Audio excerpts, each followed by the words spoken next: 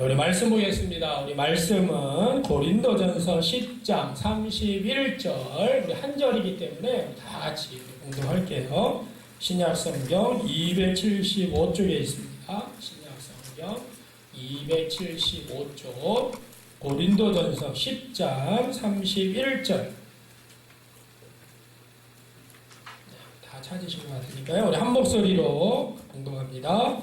그런즉 너희가 먹든지 마시든지 무엇을 하든지 다 하나님의 영광을 위하여 하라. 아멘. 오늘도 하나님의 은혜와 복이 우리 모든 성도님들과 가정에 풍성하기를 간절히 축원합니다. 자, 오늘은 우리 옆 사람과 이렇게 인사해 볼까요? 하나님께 영광 돌리는 삶을 살겠습니다. 하나님께 영광 돌리는 삶을 살겠습니다. 자, 오늘 이제 우리 9월 4일 넷째 날이고 또 벌써 첫 번째 9월의 첫 번째 주일을 맞이했습니다. 우리가 매 주일마다 지금 신앙이라고 착각하는 확신에 대해서 지금 벌써 10번째 시간을 갖고 있습니다. 예수님을 잘 믿는 성도들이 되기 위해서 우리가 잘못 알고 있는 하나님의 진리, 우리가 잘못 기초하고 있는 너무나 당연하게 여기는 통념을 버리고 또 세상 문화에 감염된 신앙을 도려내면서 우리가 성경으로 돌아가자. 그래서 우리가 6월 26일부터 세상의 복과 또 예수 믿는 자의 복, 또 구원의 확신에 대해서 마음은 원이로 되 육신이 약하다, 믿음이 좋다. 그런데 도대체 무엇을 의미하는지, 또 우리 8월 7일 우리 교회 창립 주일 때는 진정한 교회에 대해서 우리 함께 나눴고요. 14일 날에는 사람을 보고 교회 다니냐, 하나님을 보고 교회 다니느냐. 또 21일 날에는 부흥하는 교회에 대해서, 또 우리 지난주에는 그리스도인들의 성숙에 대해서 제가 덜 죽었어요. 그런데 이런 표현을 사용하면 안 된다. 이런 내용을 우리가 다뤘습니다. 자, 오늘은 하나님께 영광 돌립니다. 우리가 지금 많이 사용하는 표현인데, 자, 믿음 좋은 연예인들이 시상식에 나오면 이렇게 사람들 앞에서 하나님을 찾는 것을 방송국에서는 싫어하거든요. 근데 그럼에도 불구하고 연예인들 중에 보면 시상식에 나와서 모든 영광 하나님께 올려드립니다. 이렇게 얘기하는 우리 연예인들이 있죠. 또 운동선수가 금메달을 따고 인터뷰를 하는데 이 금메달을 딴 것도 하나님 앞에 영광 돌립니다 라고 고백하는 것을 여러분들이 텔레비전에서도 많이 보셨을 것이에요. 우리가 커다란 성공을 했을 때, 엄청난 좋은 금메달을 따는 이런 일들이 일어났을 때 많은 그리스도인들이 고백하는 것이 하나님께 영광 돌리는 것입니다. 나는 되게 부족한데 하나님께서 이렇게 놀랍게 이루셨습니다. 하나님 감사합니다. 하나님 앞에 영광 돌립니다. 이렇게 우리가 공개적으로 표현하는 것, 아주 정말 귀한 고백이죠. 자, 그렇다면 중요한 것은 뭐냐면 우리가 이렇게 세상에서 성공할 때, 좋은 일만 있었을 때 우리가 하나님께서 영광을 받으실까?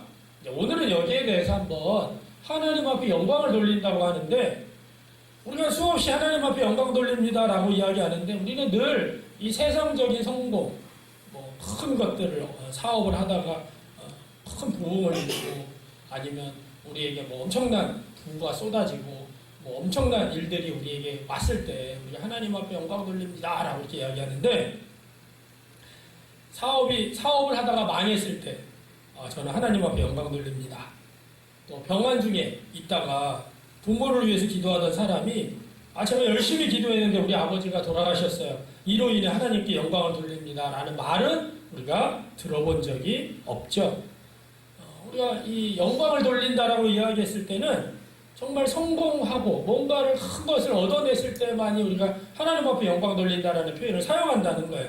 그런데 정말 하나님은 우리가 큰 것만, 아주 엄청난 것, 세상 사람들이 보기에 부러워하는 것, 이런 것들만 성취를 하고 그럴 때 하나님 앞에 영광을 돌립니다 라고 이야기하는 것이, 그런 영광만을 하나님이 받으실까?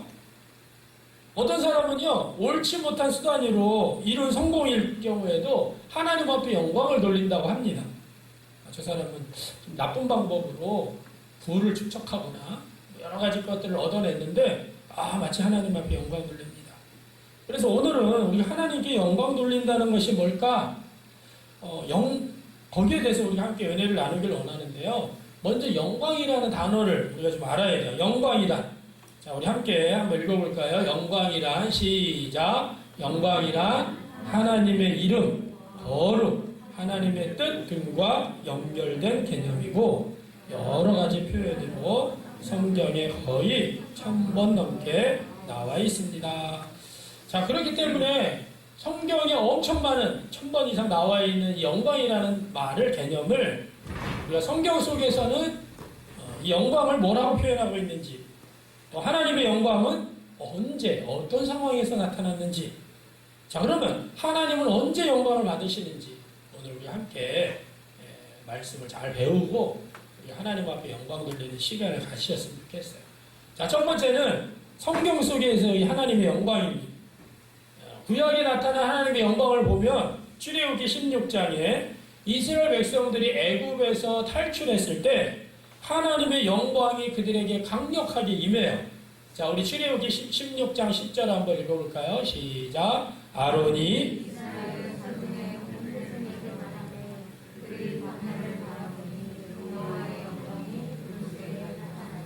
아멘. 자, 하나님께서 애굽에서 이스라엘 백성을 이끌어내실 때 하나님의 영광이 구름 속에 나타났다. 그런데요, 그 백성이 애굽에서 나와서 광야를 지날 때에도 하나님의 영광이 주도적인 역할을 했습니다.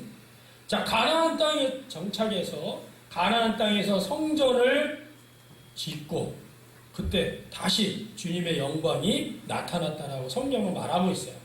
열왕기상 8장 11절 그럴까요? 제사장이 시작. 제사장이 그 구름으로 말미암아 능히 서서 섬기지 못하였습니다.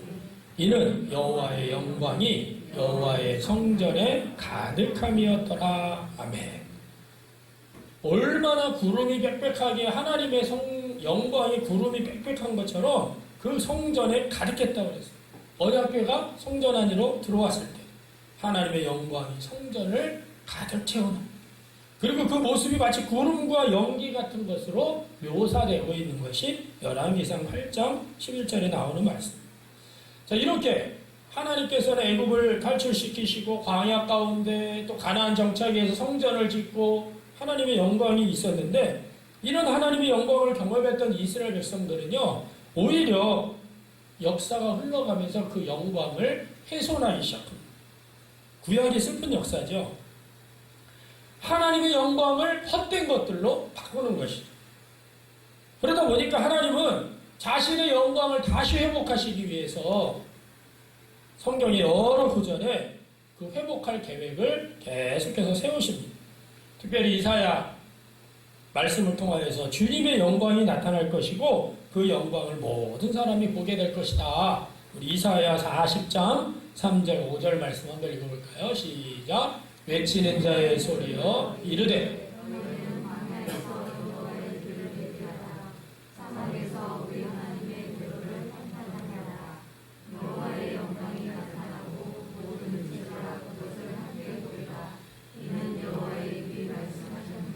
아멘. 하나님은 하나님의 영광을 훼손시켰던 이스라엘 백성들을 그냥 멸절시키신 것이 아니라 그럼에도 불구하고 선지자들을 통해서 계속해서 하나님의 영광을 드러내기를 원하셨다는 거예요.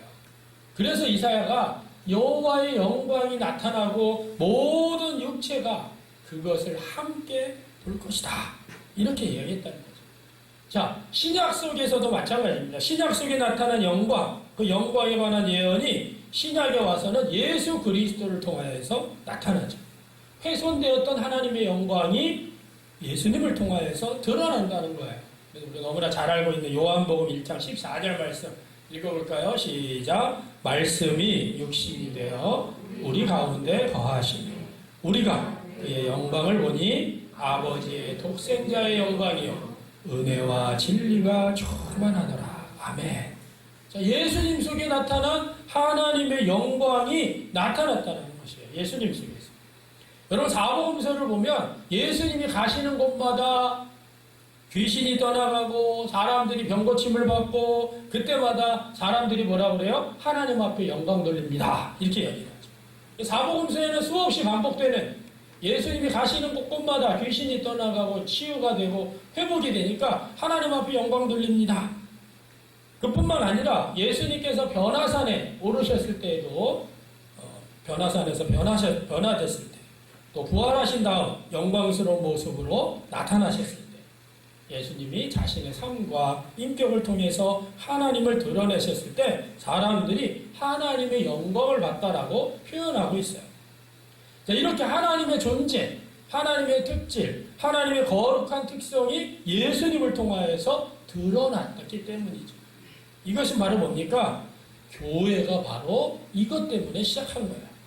여러분, 당시에 교회를 시작했던 사람들이 고위 관료, 율법에 대해서 탁월한 사람들, 이런 사람들이 아니었어요. 평범이하에 어부였고, 또 세리였고, 사람들한테 이렇게 그때 그 수준에서 내세울 것 없는 그런 사람들이 교회를 세웠어요. 그 교회를 세웠을 수 있었던 단 한 가지 이유는 뭐예요? 예수님이라는 그분 속에서 하나님의 영광을 보았기 때문에 그래요. 이 땅에 오시고 하나님이신 분이 이 땅에 오셔서 십자가를 지고 죽으시고 부활하신 다음에 그 모습을 평범한 사람들, 그 제자들에게 나타내셔서 하나님의 영광, 비범한 영광을 그들이 본 것이에요. 그래서 그들의 인생이 바뀌기 시작했습니다.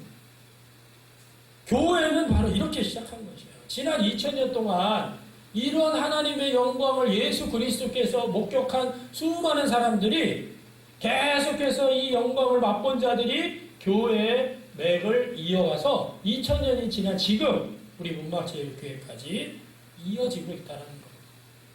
예수 그리스도를 통해서 나타난 하나님의 신비한 영광을 맛본 사람을 우리는 그리스도인이라고 부를 수 있는 거죠.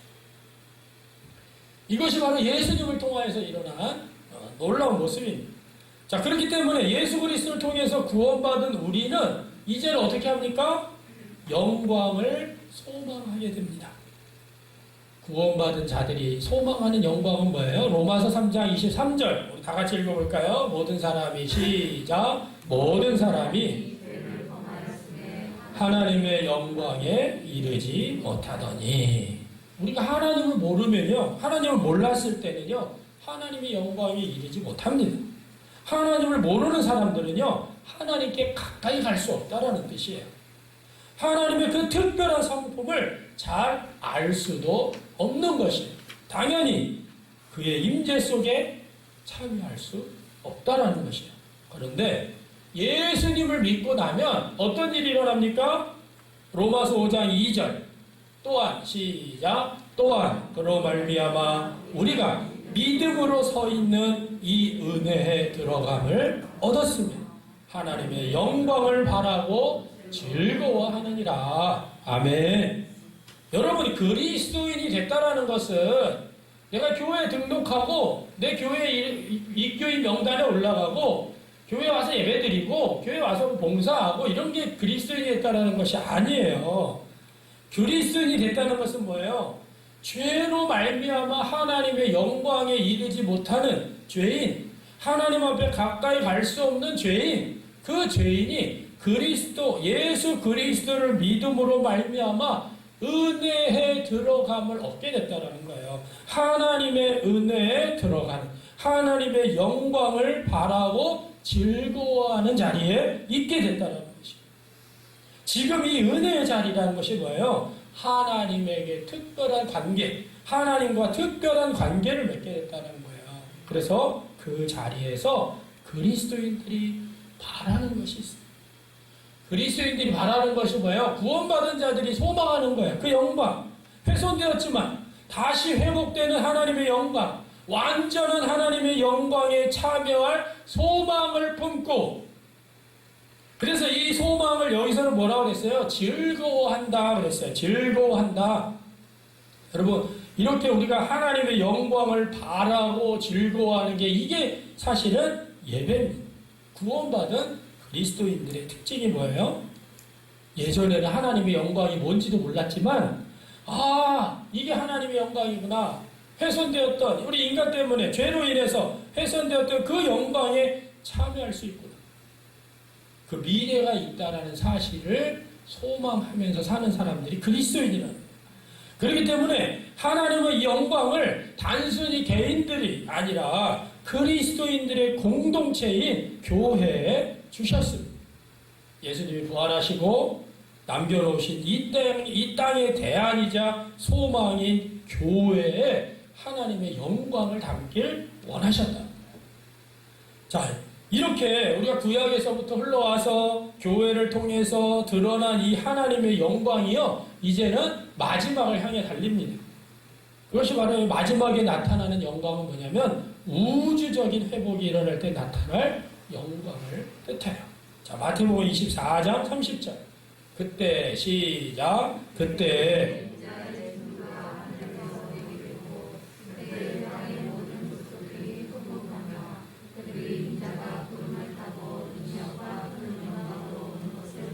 아멘. 자, 인자가 큰 영광으로 오는 것을 보리라 라고 선언하고 있는 거예요. 예수님이 다시 오실 때 깨어지고 상한 이 세상을 회복하실 그때 하나님의 완전한 영광이 드러나게 된다는 거죠. 그때 하나님을 몰랐던 사람들은 그 땅의 모든 족속들이 통곡한다 그랬어요. 무슨 말이에요? 하나님을 몰랐던 사람들은 가슴을 치면서 이 깨진 세상, 엉망진창인 이 세상, 부조리한 이 세상, 고통받고 슬픈 세상, 이 세상을 회복하시는 그분을 몰랐던 사람들은 애곡하고 통곡하고 가슴을 치게 될 것이라는 거예요. 그분이 영광 가운데 오셨을 때 우리는 그분의 영광 가운데 함께 참여할 이런 놀라운 영광을 바라보며 나아가는 사람들이라는 거죠. 자, 우리가 구약부터 요한계시록까지 영광이라는 주제를 간단하게 좀 봤어요. 우리가 성경 전체를 하나님의 영광이라고 하는 주제로 요약할 수가 있는데 하나님께서 하나님의 영광으로 세상을 창조하셨죠. 사람들은 그 영광을 버리고 자신의 영광을 취했습니다. 그러나 하나님은 이스라엘 백성, 아브라함을 통하여서 이스라엘 백성들을 택하셔서 하나님의 영광을 세상에게 보여주기를 원하셨어요. 그러나 그들 역시 이스라엘 백성조차도 하나님의 영광을 훼손했습니다. 그래서 하나님은 다시 예수님을 통해서 자신의 영광을 모든 사람이 볼 수 있게 해주셨고 그 영광을 맛본 사람들의 공동체를 통해서 세상을 회복시키시길 원하셨어요. 그게 바로 교회입니다. 그러다가 마지막 순간에 예수님이 다시 내려오셔서 나타나셔서 그분의 영광을 온 세계, 온 세상에 가득하게 할 것이다. 이게 우리가 구약의 창세기부터 시작해서 요한계시록의 전체를 뜻하는 내용입니다. 자, 그렇다면 하나님은 언제 영광을 받으실까요? 첫 번째, 하나님이 하나님으로 역임을 받으실 때 영광 받으십니다. 우리 한번 해볼까요? 첫 번째 시작. 하나님이 하나님으로 역임을 받으실 때 영광 받으십니다. 시편 19편 1절에 보니까 하늘이 하나님의 영광을 선포하고 궁창이 그의 손으로 하신 일을 나타내는도다. 여러분, 시편 전체에 나타나는 사상은요, 하나님이 천지 만물 속에서 하나님의 영광이 드러났다라고 고백하고 있어요. 천지 만물을 지으신 분이 누구냐? 하나님이시고 이 천지 만물은 하나님의 작품이기 때문에 그렇다는 거죠. 그래서 그 하나님의 작품 속에는 뭐가 있어요? 하나님의 영광이 숨겨져 있다는 것이죠. 그래서 우리가 입으로 와, 하나님이 만든 세상은 너무나 아름답습니다. 하나님이 만드신 이 피조물은, 이 세상은 너무나 아름답습니다라고 고백할 때 하나님께서 영광 받으신다는 거예요. 왜요? 하나님이 하나님 되셨기 때문에. 그래서 시편 29편 2절, 자, 우리 한번 읽어볼까요? 시작. 여호와께 그의 이름에 합당한 영광을 돌리며 거룩한 옷을 입고 여호와께 예배할지어다. 아멘. 여러분, 이것이 예배예요. 예배는 어떤 형식이 중요한 것이 아니라 하나님의 뜻에 감탄하는 것, 하나님이 하신 일에 대해서 감격하는 것이 예배의 본질이에요. 와, 저 밤에 여러분들이 노을 지는 모습을 보면 다 멋있어하잖아요. 우리 노을 지는 모습을 보면서 우와, 하나님께서 이렇게 멋있는 빛깔과 그러면서 뭐예요? 우리가 감탄하는 거죠. 그래서 어떤 예배 형식 이런 것이 아니라 하나님의 뜻이 이런 거군요. 하나님이 하신 일이 이런 거군요. 이게 뭐예요? 감격해 하는 거예요. 하나님이 하나님이시라고 고백하는 것, 그게 바로 예배의 현장입니다. 그래서 우리가 예배를 드릴 때 하나님께서 영광 받으십니다.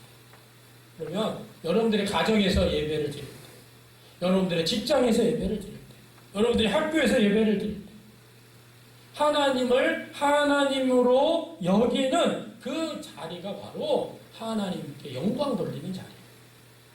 그게 바로 하나님의 하나님 되십니다. 그때 하나님께서 영광 받으십니다. 자, 두 번째는요, 예수님이 하나님으로 고백될 때 영광 받으세요. 자, 우리 해볼까요? 시작. 예수님이 하나님께서 피조세계를 통해서 자신을 나타내셨지만 가장 하나님을 잘 나타내신 분이 누구라 그랬어요? 예수 그리스도거든요. 그 예수 그리스도를 통해서 자신을 드러내셨어요. 그래서 예수님이 이 땅에 오셨고 예수님을 보면서 사람들이 와, 저분이 바로 하나님이신 것 같구나 라고 고백할 때 하나님이 영광 받으십니다. 요한복음 17장 1절 말씀 한번 볼까요? 요한복음 17장 1절 시작. 예수께서 이 말씀을 하시고 눈을 들어 하늘을 우러러 이르시되 아버지여 때가 이르렀사오니 아들을 영화롭게 하사 아들로 아버지를 영화롭게 하게 하옵소서. 아멘. 자, 여기서 아들을 영화롭게 하사, 이 영화롭게 하사라는 말은 뭐냐면 예수님의 십자가와 죽음, 부활을 의미하는 거예요.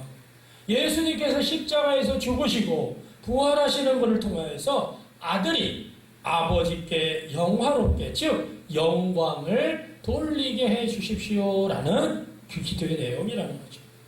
그래서 그것을 통해서 뭡니까? 아버지가 하나님이심을 드러나게 해달라.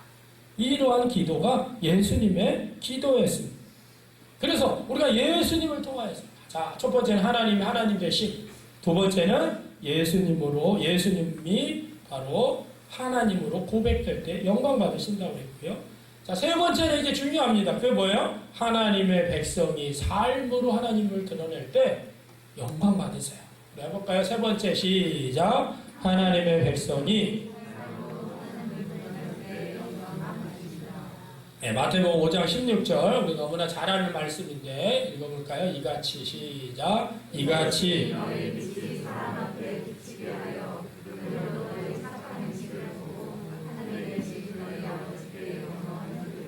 아멘. 여러분, 세상 사람들은 하나님의 영광을 모릅니다. 하나님의 영광이 뭔지도 몰라요. 그런데 어떻게 하나님의 영광을 드러낼 수 있느냐? 그리스도인들을 통하여서, 그리스도인들의 착한 행실을 통하여서 하나님께 영광을 돌리게 된다 그랬어요. 여러분, 여기서 착한 행실이라는 것은 뭐예요? 이웃을 사랑하고 약하고 가난한 자를 선대하고 자신보다 힘든 사람들을 돕고 섬기는 일들을 말하는 것입니다. 이걸 통해서 뭐예요? 사람들이 하늘에 계신 하나님께 영광을 돌린다라고 예수님께서 직접 말씀하십니다. 우리가 창립주일날 창립주일 헌금을 우리 문막에 어려우신 어르신들에게 선물을 보내드렸어요.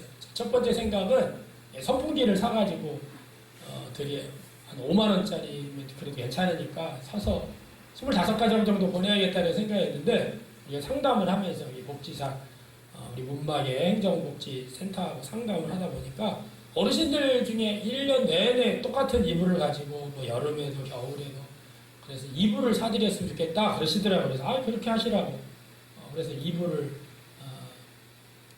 한 10만원짜리 좋은 이불을 해서 한 10가정 정도 이렇게 해서 100만원 저희가 이제 보내드렸으니까 10가정 정도 선정해서 보내드리겠습니다. 이렇게 제가 듣고서 그렇게 하시라고 다 맡겼으니까. 그런데 우리 이복순 권사님이 거기서 이제 같이 협력하시는 사역을 하시는데 같이 다니신 거예요. 한 몇 가정을 다니셨나 봐요. 어떤 가정은 깜짝 놀란 거죠. 그러니까 교회가 저는 주변에 있는 교회들이 그런 일을 좀 하는 줄 알았어요. 근데 우리 교회가 처음이고 그런 일들을. 그리고 어르신이 자기가 평생 이렇게 좋은 이불을 받아본 적이 평생 처음이다. 이러면서 이제 우리 교회를 칭찬했다는 거야. 우리 권사님 그 교회 계속 잘 다니시라고, 그 교회 좋은 교회랍다, 뭐 이렇게 얘기를 하셨는데 그분이 절실한 불교 신자라고 합니다. 그런데 불교 신자 입을 통해서 뭐예요? 야, 그 교회 정말 좋은 교회라고, 열심히 그 교회 잘 섬기시라고 이렇게 얘기를 했다는 거를 저한테 이제 우리 권사님이 카톡으로 보내오셔서 저도 그때 아유 하나님 감사합니다. 하나님 앞에 그게 뭐예요? 영광 돌리는 일이거든요. 우리의 착한 행실, 여러분들의 삶을 통해서 드러나는, 그래서 사도 바울도 빌립보서 1장 11절에 보니까 예수 그리스도로 말미암아 의의 열매가 가득해서 하나님의 영광과 찬송이 되기를 원한다 그랬어요. 예수 그리스도로 말미암은 의의 열매, 이거는 뭐예요? 우리가 예수님을 믿기 때문에 우리 속에 나타나는 열매들을 뜻하는 거예요. 우리 인생에 그런 열매가 가득 찰 때 하나님의 영광과 찬송이 된다는 것이죠. 하나님의 영광을 받으신다는 거죠. 하나님은 우리가 말로 하나님 영광 받으세요 이렇게 안 해도 여러분들의 삶을 통해서 나타나는 의의 열매가 충만해져서 그게 뭐예요? 하나님의 찬송과 영광이 된다는 것이에요. 우리의 삶의 아름다운 열매를 통해서 때로는 가난하고 힘들고 어렵고 우리가 돌봐야 할 사람들을 사랑하고 섬김을 통해서, 섬기는 것을 통해서 영광을 받으신다는 거죠. 여러분, 우리가 하나님 앞에 영광 돌린다는 것이 아까도 말씀드렸던 것처럼 연예인들이라든가 올림픽 선수들처럼 금메달을 따고, 그 연예 대상에서 막 큰 상을 받고 이래서만 하나님 앞에 영광 돌리는 게 아니라 우리 주변에 있는 친구들에게 다가가서 따돌림 당하는 사람들을 찾아가서 힘들어하는 친구를 찾아가서 위로하고 힘내라고 격려해 줄 때 하나님 영광 받으시는 거예요. 여러분, 낙심해서 지쳐 있는 사람들에게 전화해서 너무 힘들지? 요즘 코로나 때문에 많이 힘들지? 야, 나도 그래. 요즘 힘들지만 우리 힘내자. 잘 이겨내자. 나도 너를 위해서 기도할게. 라고 말해줄 때 그 작은 말을 통해서 하나님이 영광 받으신다는 거예요. 더 나아가서 우리 요한복음 17장 4절 말씀해 보니까 읽어볼까요? 시작. 아버지께서 내게 하라고 주신 일을 내가 이루어 아버지를 이 세상에서 영화롭게 하였사오니 라고 말씀하고 있어요. 무슨 말이에요? 우리가 우리 삶 가운데 맡겨진 삶을 잘 살아갈 때 하나님이 영광 받으신다는 거예요. 여러분, 성경 속에는 하나님의 영광이라는 주제로 가득 차 있습니다. 초대교회 성도들이, 그리스도인들이 오늘 고린도전서 10장 31절 너희가 먹든지 마시든지 무엇을 하든지 하나님의 영광을 위하여 하라. 여러분, 왜 초대교인들이 하나님의 영광을 위해서 사는 것을 그토록 중요하게 여겼을까요? 영원히 남는 것, 마지막에 남는 것은요, 하나님의 영광이기 때문에 그래요. 마지막에 끝까지 남는 것은요, 하나님의 영광이 남는 거예요. 그런데 우리의 삶이 뭐예요? 매일매일의 삶이 하나님의 영광을 드러낸, 초대교회는 박해가 있었고 시련이 있었고 시험도 있었고 유혹도 있었고 예수 믿는 환경이요, 지금처럼 편하지 않잖아요. 예수 믿는 것 때문에 불이익을 당하고 심지어는 감옥에 갇히기도 하고 목숨도 잃기도 합니다. 그런데 그럼에도 불구하고 예수님을 믿는 그리스도인들은 하나님의 영광을 바라보면서 살았다는 것.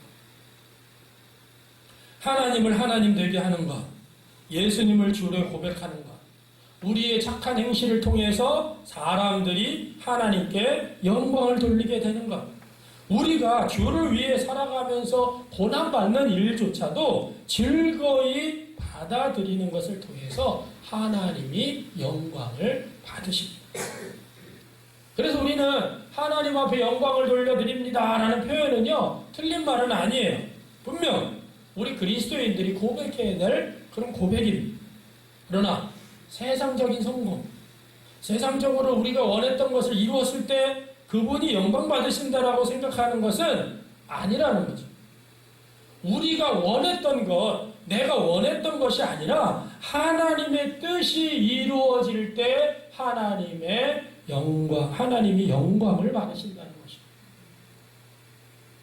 그러면 세상 사람들이 갈채를 보내고 세상 사람들이 와 정말 그런 올림픽에서 금메달을 땄구나 큰 일을 성취했고 이래서 하나님께서 영광을 받으신다는 것은 아니라는 거예요. 오히려 아무도 알아주지 않아도 하나님을 하나님 되게 했을 때 예수님이 하나님이신 것을 고백할 때 내 작은 섬김을 통해서 누군가가 위로를 받고 힘을 얻게 되었을 때 주를 위해서 고난받고 있을 때 그때 우리가 말하지 않아도 하나님은 이미 영광 받고 계신다라는 거예요. 오늘 고린도전서 10장 31절 먹든지 마시든지 무엇을 하든지 우리가 하고 있는 이 모든 일이 하나님의 영광을 드러내는 것이 성숙한 그리스도인들의 열망이어야 된다는 것이죠. 오늘 여러분들과 저의 삶이 이러한 삶이 되길 주님의 이름으로 간절히 바랍니다. 자신의 삶을 통해서 하나님이 하나님이 되심을 드러내야 돼요. 예수님이 하나님으로 고백되게 해야 돼요. 하나님의 백성을 통해서 하나님을 세상 속에 드러내게 하는 것이 바로 하나님 앞에 영광을 올려드리는 거예요. 더 나아가서 주님이 다시 오셔서 그분의 온전한 영광, 온전한 하나님의 나라의 완성이 이루어질 온 피조세계에 드러내실 것을 우리가 기대하면서 소망하면서 우리가 살아간다고 한다면 그것이야말로 하나님 앞에 영광 돌리는 삶이 될 것이라는 거죠. 우리가 먹든지 마시든지 무엇을 하든지 하나님 앞에 영광 돌리는 말을 할 수 있기를 주님의 이름으로 간절히 축복합니다. 추석 명절에 하나님의 영광이 드러나는 그런 가정이 있고 하나님의 영광이 훼손되는 가정이 있어요. 추석 명절에 믿지 않는 가족들과 함께 다 모이다가 보니까 이제 이번에는 코로나 때문에 잘 모이지 못하게 했는데 이번에는 이제 그래도 이제 모일 수 있도록 자유롭게 됐죠. 여러분 추석이든 설이든 명절 때마다 모였을 때 믿는 가정들만 있으면 문제가 안 됩니다. 근데 믿지 않는 가족들이 함께 만났을 때 그때 가장 어려움이 있고 가장 큰 시험이 있죠. 이때 여러분들이 오히려 하나님의 영광을 나타내는 명절이 되시길 주님의 이름으로 축복합니다. 여러분들의 삶을 통해서 여러분들의 말을 통해서 여러분들의 행동을 통해서 하나님의 영광을 받으실 수도 있고 하나님의 영광이 훼손될 수 있다는 거예요. 그래서 우리의 삶이 진정으로 내가 내 삶을 통해서 하나님의 하나님 되심이 드러나는가? 내가 내 삶을 통하여서 예수님이 하나님 계심을 내가 고백하며 살고 있는가? 그리고 여러분들의 착한 행실을 통하여서 하나님의 영광을 드러내기를 원하는 것이 하나님의 뜻입니다. 오늘 여러분들과 제가 오늘의 예배 가운데 지금 이 자리에 앉아있는 것도 우리가 하나님 앞에 예배하는 자리고 하나님 앞에 영광 돌리는 자리입니다. 그러나 이 자리뿐만 아니라 여러분들의 매일매일의 삶 가운데 하나님 앞에 영광 돌리는 우리 모든 성도들이 되어서 정말 하나님이 기뻐하시고 또 여러분들이 하나님의 나라의 마지막의 소망을 바라보며 영광 돌리는 우리 성도들 되시길 주님의 이름으로 축복합니다. 이제 우리 함께 기도할 텐데 우리 말씀을 이제 좀 기도했으면 좋겠어요. 정말 내가 내 삶을 통하여서 하나님이 하나님 되심을 드러내고 있는가? 예수님이 하나님이심을 고백하고 있는가? 또 내가 착한 행실을 통하여서 하나님께 영광을 올려드리고 있는가? 이 시간 하나님 오늘 말씀을 들었습니다. 내가 이런 부분에서 하나님의 영광을 훼손한 적은 없습니까? 내 삶을 통하여 하나님의 영광을 드러내게 하여 주옵소서. 이 시간 우리 다 같이 우리 지금 결단의 기도를 드리겠습니다. 기도합니다. 그렇습니다. 주님 오늘도 우리에게 말씀하여 주시고 또 깨닫게 하시니 감사합니다. 우리가 하나님 앞에 영광을 돌린다고 하는데 그것이 무엇인지를 오늘 성경 속에서 말씀을 통하여 깨달았습니다. 우리가 이 말씀 가운데 하나님의 말씀을 주시옵소서. 따로 알아서 말씀 가운데 우리가 임하게 하시고 그래서 우리의 삶이 정말 주님이 원하시는 하나님 앞에 영광 돌리는 삶을 살아내는 우리 모두가 되게 하여 주시옵소서. 오늘도 겸손히 주님을 우리 사랑하는 성도님 언제나 하나님의 온전한 사랑으로 하나님의 영광을 올려드리는 삶이 되게 하시고 이것을 통하여서 하나님의 살아계심이 우리 한 사람 한 사람 모두에게 주시옵소서. 하나님께서 함께 하시고 있습니다. 인도하여 주시고 하나님 주시옵소서. 함께 하신 것을 믿고 예수님의 이름으로 기도하옵나이다. 아멘.